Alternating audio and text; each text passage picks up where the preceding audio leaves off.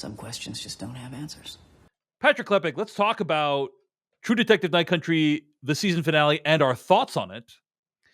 Let's start with overall reaction, and then I'm going to go through a detailed spoiler-filled recap and kind of address many of the plot issues and threads that have come out of this thing.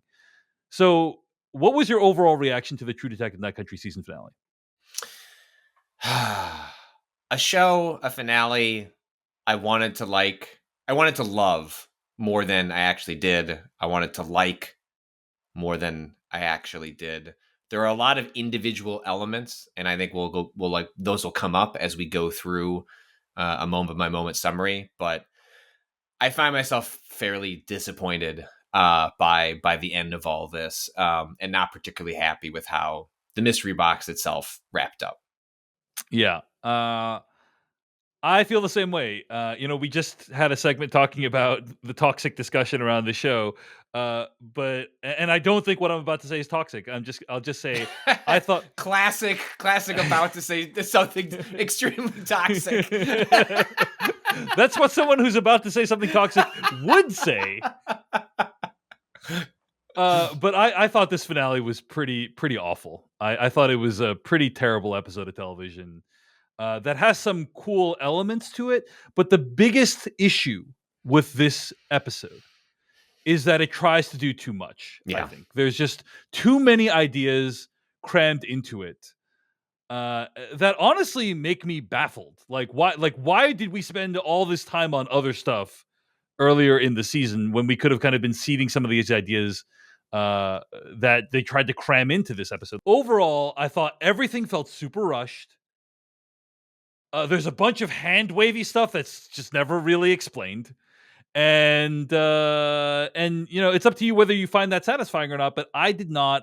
I found it to be just extremely clunky and really stretched credulity, and just the stuff that I just like is barely believable in my opinion in this episode. So overall, I was not a fan of how True Detective Night Country wrapped up. Let's talk about what actually happened. Spoiler-filled, detailed recap begins now. Let's talk about Pryor's storyline, because Pryor has like 4 or 5 scenes in this episode, and they're kind of interspersed with everything else that happens. But let's just knock that out right now and just talk about what happens. So we see Pryor is forced to clean up Danvers' house, including his dad's dead body and Otis Heiss's body. As he's putting the finishing touches on the cleaning job, Danvers' daughter shows up and Pryor has to improvise. So he drives Leah to stay with his wife, Kayla, and Pryor and his wife reconcile. Pryor heads to Rose and asks her to take him to where Julia is. So they go out to the middle of the ice where they let Hank and Otis vanish into the depths of the water. And Rose has this kind of actually cool speech where she talks about how, like, you might think you just did the hard thing now, but the hard part is what comes after forever. That's the worst fucking part, end quote, which I thought was actually a great line and very apt for the situation. Patrick Klepek, I'm just going to say the way that Pryor and Kayla's storyline resolved was too rushed to the point of ridiculousness, I think. Like, she is really upset that Pryor is spending all this time on this case, which, like, as a listener has pointed out in the past of Decoding TV, like, hey, maybe show some understanding given that there's the biggest mass murder that has just occurred in this town in its history. Like, okay, but putting that aside, that's fine that she doesn't want to accept that because she's trying to raise a family and make a home or whatever. That's fine. But then for her to just suddenly be like, okay, I guess it's fine what Pryor is doing now with no explanation, it just made absolutely no sense to me. Patrick Klepek, any thoughts on how Pryor's storyline resolved? Yeah, I mean, I think with the two of them, I always made some assumptions in my head that, yes, as horrible as this incident what happened with the scientists, and maybe you should give him some leeway, this wasn't the first time he's been Danvers' lapdog, and that this has been an ongoing problem that, hey, when you have a kid come into your life, find some way to balance and shift those priorities, hard as it may be. And that stuff just kind of comes to a head with this extraordinary moment in the town. That said, I would have far preferred the ambiguity of that relationship just never resolving itself Yeah, in sure. any meaningful way. I think that would have been more powerful to leave that unresolved between those two characters, where we just don't know, like like he has killed his father. He has taken care of these bodies. What does that emotional weight do to a person?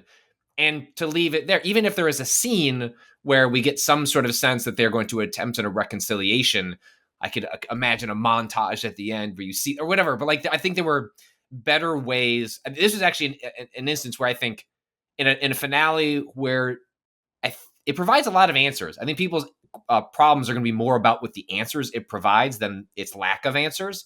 This was one where I would have preferred some more ambiguity, or it would have required a much longer show. It would have required further episodes, like a whole episode that was an epilogue, like working through the wake of all the characters and the actions that happened over the course of the season. Because I'm with you, it very much felt like the show going, there's really no, like, I have these characters in the chess pieces here. This is the last time they can talk before they're not going to be near anywhere anymore. Right. And I would have preferred the show left us to sit with Pryor's, like, all that weight on his heart, and what that could mean for his future. Because the way it chooses to, like, kind of wrap it in a bow feels very rushed and very unbelievable. I would say laughable. Like, everyone basically gets a happy ending. Like, everyone kind of gets what they want in the show, and that is just ridiculous given everything that's happened in the last 5 episodes, the tone of the last 5 episodes. Like, everyone just kind of, it's all resolved, and that's the tone of the very last 10 minutes of this episode, I would argue. Yes. So anyway, Pryor's storyline comes to an end. He may or may not be haunted by needing to kill his dad. We don't really know. Well, and the last thing I'll say is Rose, the widely underutilized character. I think this was a show that could have used her a lot more. Like, the couple of times she does appear, I wish we could have known more about this character, or they could have played a more important role in the season. 100%. The great Fiona Shaw, obviously, playing Rose, and but you know what I will say about Rose, Patrick Klepek, somebody who you can show up with a dead body in the middle of the night, and she's gonna, no questions asked, help you dispose of it. Right? Mm-hmm, so, okay, I was taking notes, David. Yeah. I mean, how much negative can you say about a person like that? You know, I got a sense that she also knows how to commit some Costco fraud. So, like, Rose taking notes. Like, I know what's going on. Let's talk about what happens in the rest of the episode. We open on December 31st, the 14th day of night. Danvers and Navarro are entering the tunnel in search of whatever secrets the mining corporation's covering up.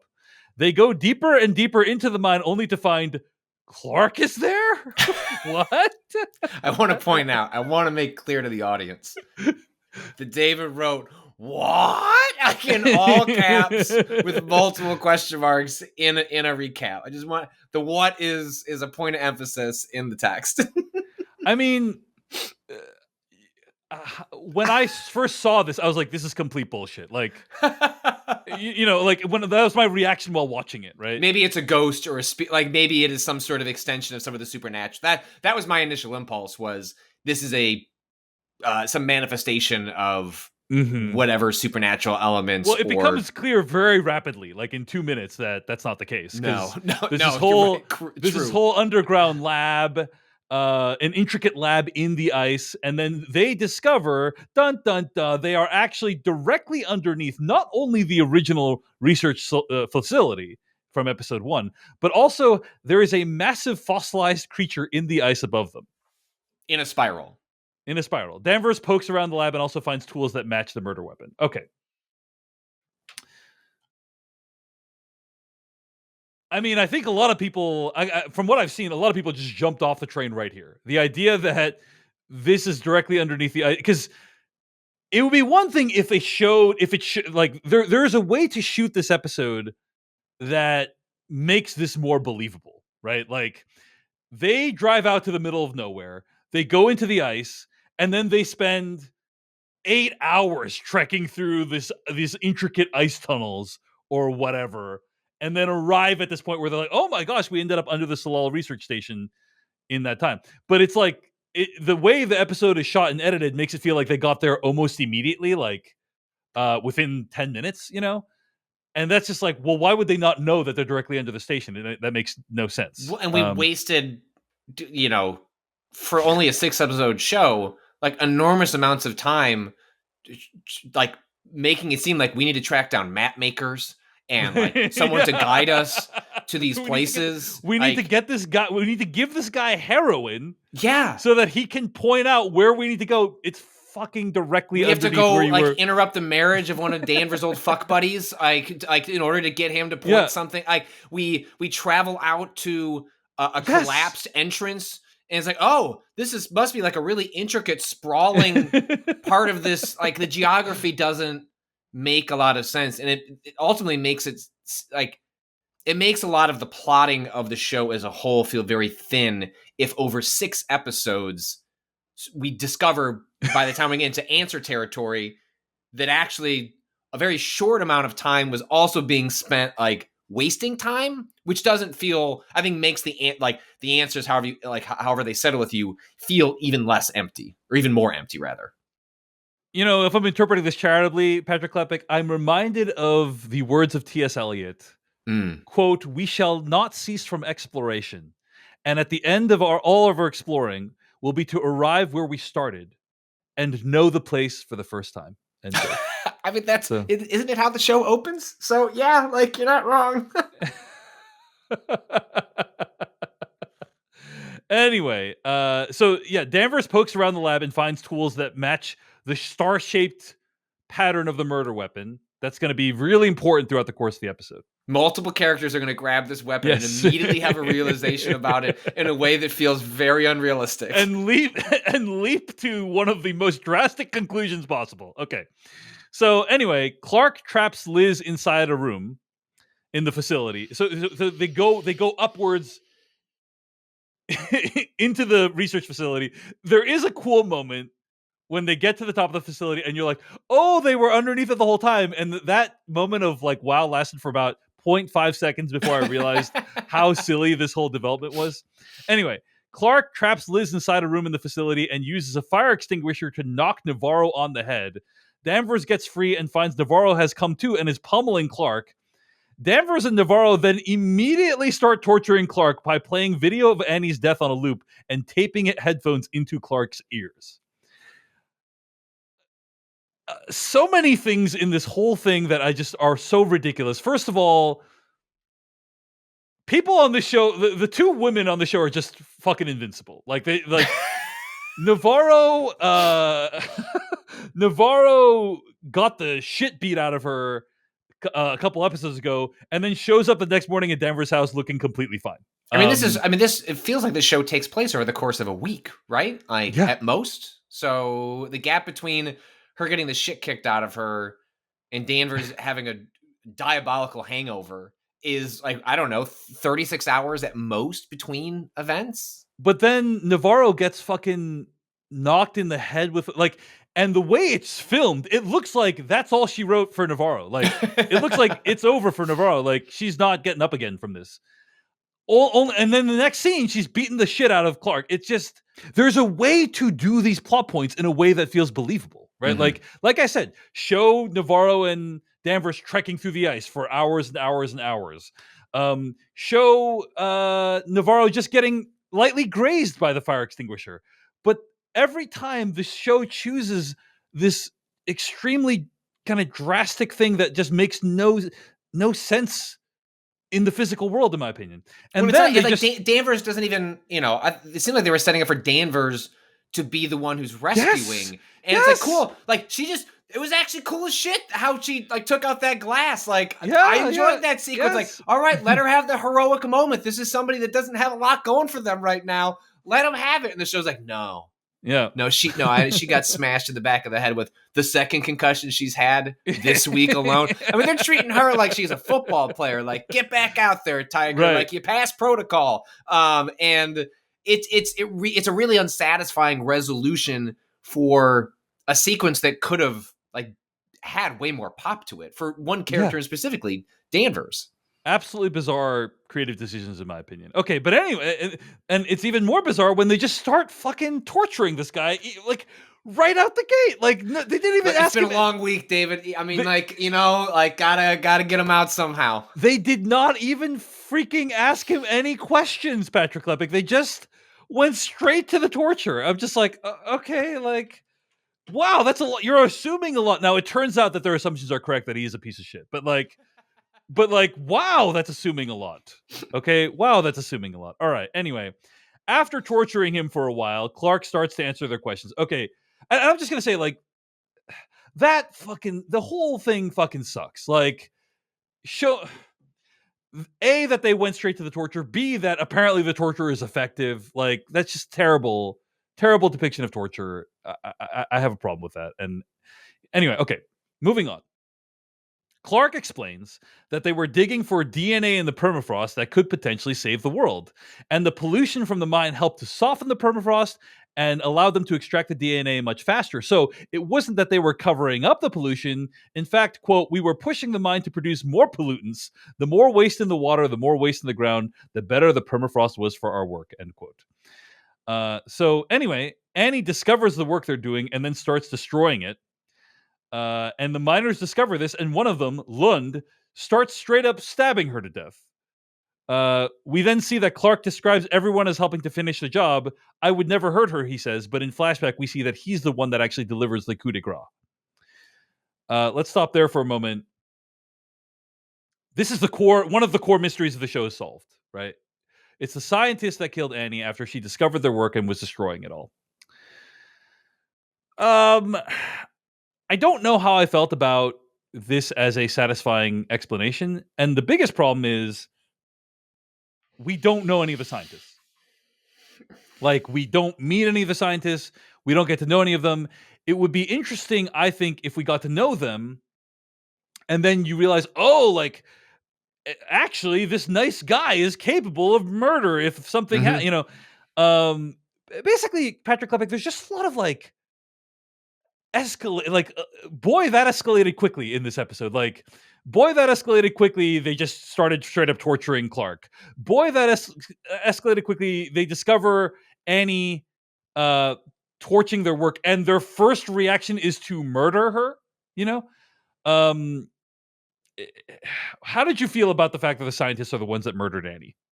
Well, even just piggybacking off that, there's an escalation in stakes of what their research is, like the implication of like what they're doing in this facility.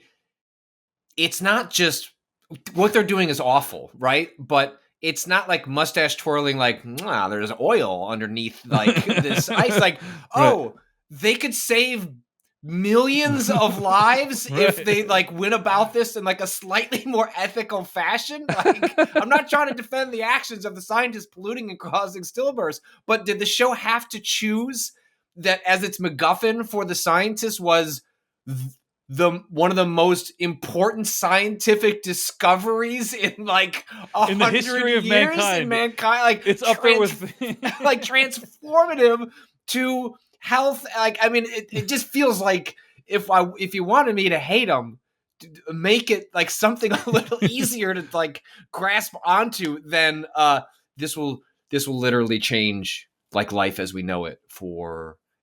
And so that part didn't land with me particularly well. Well, I think the show, to its credit, right? I think the show is trying to. There is this tension between modernity and progress and preserving our way of life, or preserving, the things that we already have, or preserving nature, right? And this is a tension that the show has been throughout the season, for sure. But then, as you indicate, like, escalates dramatically when it's like, save mankind from disease or pollute a little bit, and pollute a little bit more, Yeah, I understand like where it's like, hey, this has been an exploitative practice over millennia in which like indigenous people are like, yes, the resources are extracted from where they live, where they habitate, and then get none of the benefit, right? It's like, it's not as though it's an equal opportunity partnership.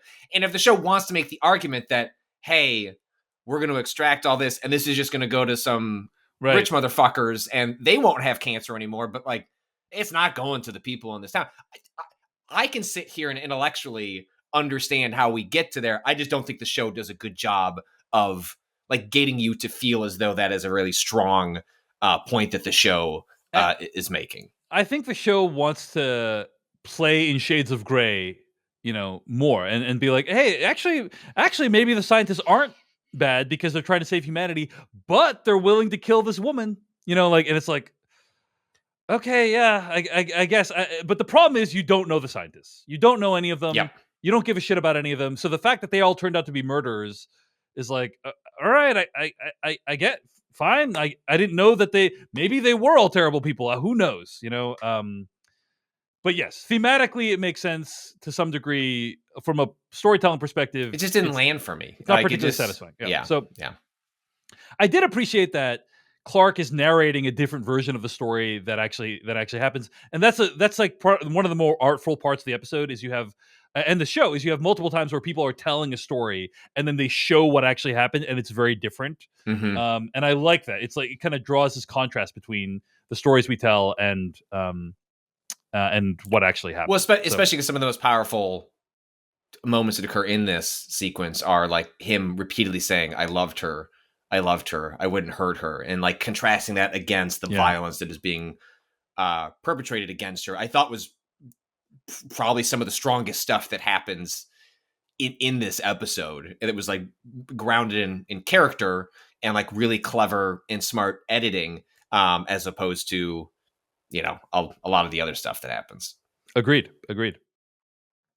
So anyway, Clark, when danger arrives at the Salal facility, Clark flees and we see in a flashback, Clark flees and goes down the hatch, but he doesn't know what happened afterward. He doesn't know what happens to the scientist. So then there's this weird scene where it seems like Navarro is about to murder Clark, but then she doesn't. And then Danvers reveals that she would have killed. Then, like Danvers and Navarro have a moment together where Danvers revealed she would have killed Wheeler if Navarro hadn't. We then flash back to the moment where Wheeler is executed by Navarro, and then a baby's cry rings out. Now, I have read online about like what's up with this baby's cry, and I don't think there's any resolution for it. Like we don't, some people were speculating maybe Danvers adopted this baby and that's who Holden is, but that doesn't really line up with the timeline or anything else we've been told in the show. I think that the baby's cry is just to show you that there's consequences for Navarro's actions that she might not have anticipated before she does something like executing this guy. Mm-hmm.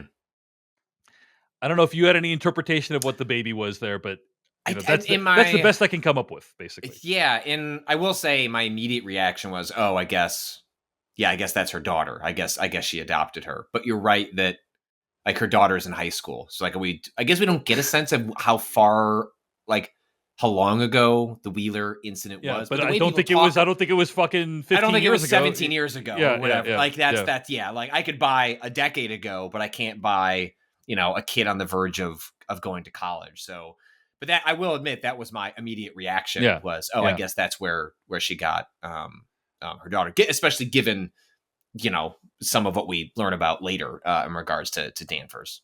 Yeah. Here are some other theories I'm reading here from epicstream.com. So the idea that the baby could have been Leah doesn't quite fit, considering that Liz lost Holden and her husband in a tragic car accident when Leah was already a teen. That's made clear in the show. Another theory is that Danvers didn't actually hear a baby crying, but may have experienced a flashback to her own son because of the song Wheeler had been whistling.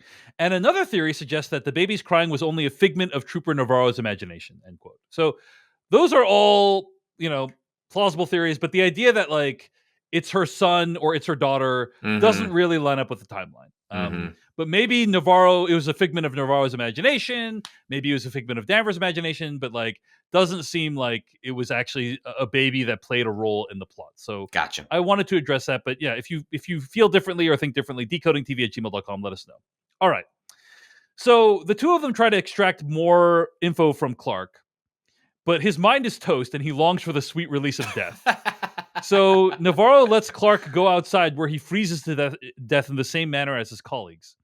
The power goes out, and the two try to bring the power back, and Navarro sees a ghostly version of Clark hyperventilating.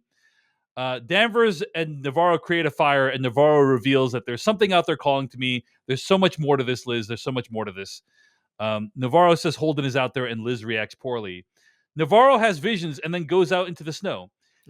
Navarro learns her indigenous name is in a vision. And I believe, I'm going to try to pronounce it correctly, Sukanyapyak, I believe is how it's pronounced, or something along those lines, which means we later learn the return of the sun after the long darkness. I'm just going to pause here for a moment. I think the Navarro and her getting in touch with her indigenous roots is like a complete... it is not given sufficient time in this season. I think it feels like an afterthought, and I'm disappointed with how this season dealt with that subplot, because I can imagine it being really interesting, but I don't think what we saw in this season made it so. Anyway, I fully agree with you. It feels like something that would have required most of the A plot. Like, it would have had to been essentially a thread that is followed from start to finish with the entirety of the season, not shared not shared with a Danvers, and ultimately ends up feeling as though it's a here's a character, we got to give them a motivation alongside this season, and it didn't land with me, especially given how sensitive the subject matter is and its implications for like what's going on and how Navarro has been acting. I mean, we'll get into some of this later. I found it profoundly frustrating, if not at times outright insulting, but we can get into why I feel that way with some of what Navarro does later. Danvers falls through the ice and hears her dead son's voice. She's about to die when suddenly Navarro comes back and pulls her out of the ice. And then she reveals that Holden, Navarro has seen Holden speaking to her and has told her, like, he sees you, Danvers. The whole thing is ridiculous, Patrick Klepek. Not the Holden part, but like falling through the ice, and then Navarro comes back just in the nick of time. Fucking Danvers Dunzo. Bye. Like, later. We watched some what the amount of time it took Clark to die. It is suggested who knows, minutes, right? To go out into this cold and to perish. The idea that she fell in freezing cold water a quarter mile from safety. Navarro's just out there, and then she's like, wait, Liz is in trouble, comes back, pulls her. It's just we've reached the part of the episode where just stuff is happening because the script says it has to happen, right? Like, it's just random shit's happening, and so on. Okay, so the storm ends, and Liz and Danvers connect for a bit before Navarro says the phrase "holding the hatch," and Liz has an extremely cliche detective moment where she says, wait, what did you say? No, before that. So they realize that one of the women, Blair Hartman, was there at the Salal facility because she leaves a very distinct handprint on the hatch above Clark because she's missing 2 fingers. Now, how Liz came to this conclusion, whatever, and then they spray it, and it's like, oh, good thing Blair Hartman just happened to touch the hatch in that way that made it extremely clear she's missing 2 fingers. Otherwise, they would have been completely screwed. But they go to visit her, and one of the women, B, who's clearly the group's leader, starts describing what actually happened at the Salal facility. We have another flashback, like I think the 3rd or 4th this episode, when this whole pack of women discovers how Annie K was killed. We see they all know each other. They all talk to each other. One of them is mopping the floor, and water goes into this hatch, and then so they go down under, and they discover the star-shaped murder weapon. So they're like, oh, these dudes must have murdered her. That's the only conclusion that we can come to from this information. And so in a separate, these are the women who know everything, by the way, and they've discovered how Annie K was killed. The women who know everything is the phrase that Issa Lopez used to describe them. So in another flashback, the women storm the Salal facility and drive the men out into the middle of nowhere and set them free. However, as B describes the story, she describes how they woke Annie up, and Annie is the one who got revenge on the men. Quote, I guess she ate their dreams from the inside out, spit out their frozen bones. But, it's just a story, end quote. But they seize these men, they rush them out into the middle of nowhere, and then sent them out into the ice. And I guess they kind of clawed their eyes out or whatever they did before they froze to death. That is the resolution. Now, I'm just going to say, I love the idea of these women getting vigilante justice on these guys who murdered Annie. In concept, it's a cool idea. In concept, it's acknowledging that the justice system does not deal well with the fates of Indigenous women very often in our history. And that is something that is worth highlighting and worth giving attention to. But the way in which it happens, I think, is just really pretty silly and clunky for the reasons we've already discussed. Patrick Klepek, how did you feel about how the central mystery of the season was solved? In the moment, I found that sequence at like showcasing what happened to all these men in the facility like really thrilling. I think it's shot really well. It's like a mixture of incredibly tense and also profoundly funny. I think it has like a really extraordinary tone. And found myself very swept up in like this is an interesting answer to what happened here. My problem is it very much feels as though this idea is what the whole season hinges on, and then everything worked backwards from how do we arrive here. And it doesn't feel natural, it doesn't feel earned, it feels, like you said, clunky. And so if you would just show that sequence to somebody and like broadly describe what happened in the show, I think someone would go, holy shit, like that's how this show is operating. And I just don't think the show rips. It goes hard, you know. Yeah. It's a different show. Like I don't think the show, that sequence does rip, but it doesn't land in the, it's not in the right show. The show doesn't earn that moment. I think it's a different show that arrives at that. And so I really, really enjoyed that sequence, but did not find it satisfying as a puzzle piece for the whole tapestry of the season, I guess, is where I landed on it. I think I feel the same way, because just the idea that they could piece it together, and then also, by the way, all of the men are responsible, right? Like not just one dude, like all of the men need to be killed. It's like okay, I kind of loved that part. I was like, fuck it, like, you know what? You're just you're a stand-in for all the other assholes that have come through this area. Sorry, you were here. That didn't bother me. In so much as it just, again, like I feel like the way it slots in to this. I mean, weirdly, despite the show being trying to like really centralize Indigenous cultures and plights, like it feels very it still doesn't feel very central to what is actually happening in this show. And then what ends up happening with this sequence is that the true feelings of these Indigenous people become a MacGuffin. Like it becomes a clever aha for the end of a season, as opposed to like the central thrust. I don't feel like, even though we get like the protests and stuff like that, it's all kind of just off to the side. It just sort of fills in the broader world of the show, as opposed to being like a thesis statement or like a central motivating factor. And I think that drove some of my frustration with this appearance kind of out of nowhere towards the end. Well, let's extrapolate what the central theses are of the show, right? I mean, scientists are evil. They are murderous people that wish to pollute the planet. Which here's the thing: some scientists actually are. You know, there are scientists that work for oil companies and so on. So, like, sure, it's not like all scientists are good, but like this show chooses to highlight those ones that are bad. And also, killing is okay, whether cops are doing it or vigilante groups are doing it. It's everything is forgiven at the end because the end justifies the means. That's kind of to the extent that the show has any messages. I think those are the messages or adjacent to them. Also, no real consequences. As far as that's what I'm saying. Yeah, nobody seems like the oil company is gonna, like everyone. Well, actually, no. We'll address that in a bit. But certainly for the people who are doing the killing, like nothing bad needs to happen to any of them, whether they're cops or the Indigenous people.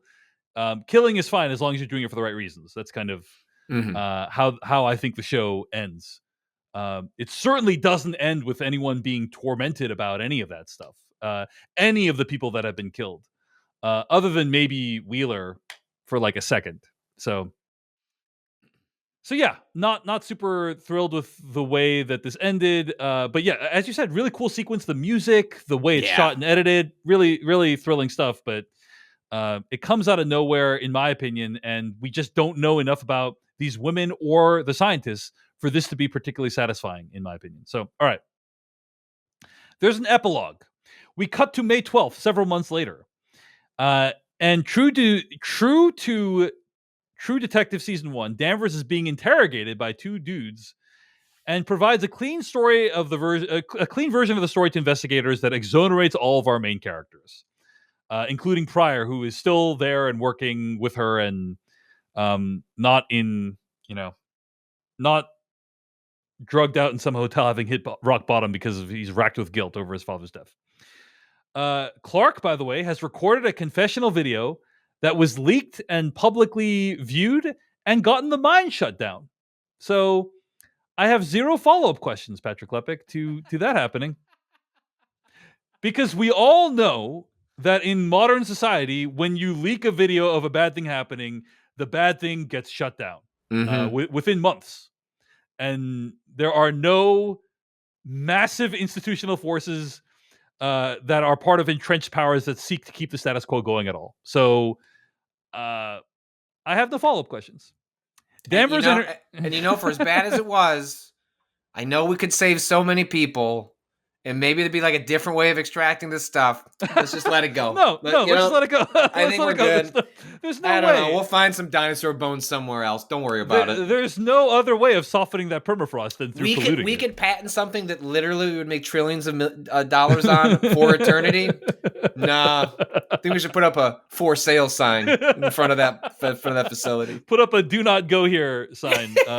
No trespassing on that one. Come on. Danvers and her daughter, by the way, are getting along just fine now. So like the events of the season have made it so that Danvers has learned her lesson, I guess. See, like that's the flip of like Pryor's relationship getting resolved like in a very flip way. Right. Having those two, that needed, like, you need to show. This is a show not tell like you need to just like Danvers never has a moment with her daughter where she like really reckons with herself. And yeah, it's outrageous. It's outrageous. There's this moment where Danvers' daughter calls her and says, "Hey mom, come home, okay?" Which is like a very normal thing to say, even for a parent you hate. But then to then be like, "Oh, and things are fine now," because we see them in the car and they're laughing, and I don't know, maybe the rest of the time they're unhappy, but it's certainly, I think the impression that the show tries to lead us with is Danvers learned how to be a decent mom after this. I guess. Whatever. Okay, and then Navarro has escaped and is presumably walking out into the tundra of nothingness. But in the final shot, we see what appears to be Navarro hanging out with Liz. So walking out into inhospitable, icy conditions, good actually. Something that we should romanticize and celebrate, Patrick Klepek. Now, people have speculated that that's not actually Navarro. That's an imagined version of Navarro or a ghostly apparition of Navarro. I don't think we need to spend time talking about that unless you have an opinion on this, Patrick Klepek, but I wanted to bring up that people think that might not actually be Navarro at the end. It could be a ghost. I think that's a fair reading based on how the show outlines itself. But something I'm curious what you make of. We were talking about what is the thesis of the show? What is it saying? What do you think the show is saying about mental illness? Which is a core storyline for one of the sub characters.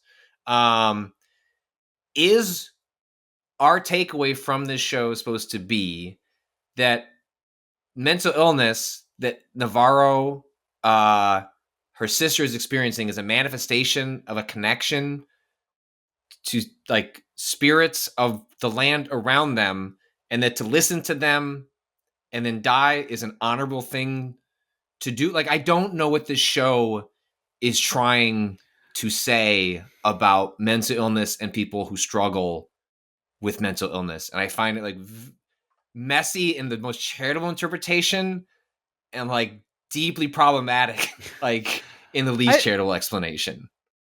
I think I would say the show really wants to leave a lot of things open to interpretation, in which that is one of them, and that I remember there's this Prime Video animated series called Unbound that I thought was really interesting, or Undone, I should say, that's really interesting. Um, and that's like back in the day, hundreds of thousands of years ago, people in our society that thought they could commune with spirits or talk to God were given places of great honor in our society. Um, and today we call them, many of them, schizophrenics, or have some other unsavory or unfortunate label for them. And I if the show was trying to make a point about that, about how like communing with the spirits is not actually a sign of mental illness or whatever, I don't think the show did a particularly good job of landing that. No. But I think that what is in the show allows for that, and allows for any multitude of interpretations. One of which is that it's highly problematic, and another of which is, hey, that we do exist among things that we cannot understand or explain, and sometimes people listen to those voices, and that is okay. Like that I is agree. That's yeah what the show yeah is trying to say, but in reality, I don't really buy it. I don't think it lands it, and it yeah mostly uses an excuse for a bunch of cheap jump scares that got less interesting as the show went along. yeah. And There, so I there found is that part pretty frustrating. That's completely fair. There are a lot of unanswered questions in the finale. One of them is what was going on with the baby. Another one is what happened with the tongue. Mm. They mentioned the tongue multiple times. They ask Clark, "Well, what was up with the tongue?" He's like, "I didn't do that." They ask the woman, "Hey, so why'd you leave the tongue there?" And they're like, "That's not part of the story. Like, what are you talking about? We didn't do the tongue." And Issa Lopez has addressed the tongue and said, "Hey, it was important for Issa Lopez to not answer all the questions and to leave there some mystery out there." And I actually respect that as an approach, right? Hmm. But yeah, there's she lists some of the possibilities. Like we know that Hank was sent to the mine to hide or dispose of Annie's body, and it's very possible he cut the tongue off and left the tongue there to make some kind of leave the tongue there. Uh, but then it's like, okay, well, what happens when he cuts the tongue off and leaves it there with Annie's body? Maybe the woman here, I'll just read. The women who know everything knew that they couldn't take care of Annie's body in the way they would like to. So one of them keeps the tongue as an act of reverence and kindness to the body that is going to go through a lot of indignities. They preserve the tongue. Danvers says in episode 2 that the tongue has some unusual damage, which could be because of freezing. And then when the women come to the station, they leave the tongue as a sign that now is the time of truth of our storytelling. The stories that Annie couldn't tell and was silenced for are going to come to light. Another version of events is Annie's left there and the tongue is cut and the tongue disappears into thin air. And it is Annie who comes back with the woman into the station. Clark says, "I knew she was coming." And the ghost of Annie does visit the station with the woman, and she leaves her own tongue because she knows this is how it starts and she can finally tell the story. So it is up to you to decide, end quote. It's either ghost Annie somehow leaving her physical tongue there, or I actually think the first version is much more plausible, which is Hank cut the tongue off, or the woman cut the tongue off and preserved it as a sign of respect, and then left the tongue there symbolically. So, but it's important to her that you choose your own interpretation. So I wanted to acknowledge the manner of the tongue, the matter of the tongue. Any other thoughts on the season finale of True Detective Night Country, Patrick Klepek? I feel like I have set you up to be very negative on this finale. Hmm. I mean, I am very negative on the finale. Were there any parts of this show or this finale that you particularly enjoyed, or that we should acknowledge before we wrap things up for the rest of the season? I do also want to point out, if people have emails or thoughts on this show and they want to send it to us, decodingtv@gmail.com. If we get enough emails, we will address them on a future episode of the podcast. But yeah, Patrick Klepek, any closing thoughts on this episode? Yeah, I mean, look, I am pretty down on how it wrapped up, but I think I was, ultimately still enjoyed the show. I almost said really enjoyed the show. I think I cooled on it, especially with where things sort of ended up. I think how I ended up feeling about the show and the episode as a whole is something that I mentioned earlier. I still think it was a critical failure to attach the True Detective stuff Mm-hmm. to this show. It might be responsible for so many more people seeing it, Yeah. but the time is a flat circle, the spiral stuff, I Yeah. found it painful, Yes. forced, Cringy. cringy, added absolutely nothing and substantively took away from what was here. And I would be so much more, I'm not saying it would be a perfect show, but would have been so much more if it wasn't going to be a movie, like kind of how it was pitched, and then it kind of turned into a TV, like kind of a television show. My guess is the version of this that is not True Detective up is a better show. I don't think it's perfect. I think if you were to take all the structural stuff and keep it the same, it would still have problems.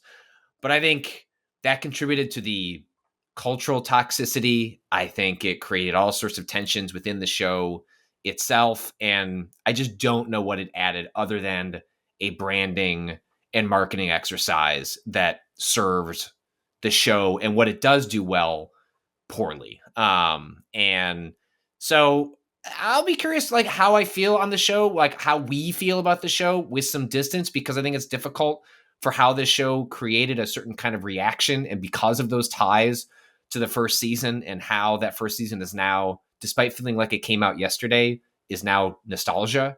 Where this show ultimately ends up landing, my guess is I feel better about it with time, but I do think this final episode leaves a poor taste in my mouth because many of the things I was rooting for like didn't pan out in the ways I was hoping. I will say, to the show's credit, it was a mystery box show and it provided answers. I think the answers it provides you can quibble with, you can be really upset with.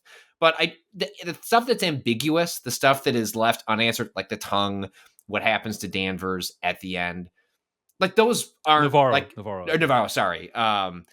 It answers the core mysteries that it sets out at the beginning. And I realize that's some low hanging fruit. But it does provide a resolution, and then it's just a matter of how do you feel about those component pieces and where they all end up. And that's not always the case with mystery box shows. They don't always necessarily provide you with even the basic answers of what happens at the end, and has more of a concrete resolution than season 1 of True Detective did. Whether you feel that's the approach that should have taken or not is, another matter entirely. But that's kind of where I ended up.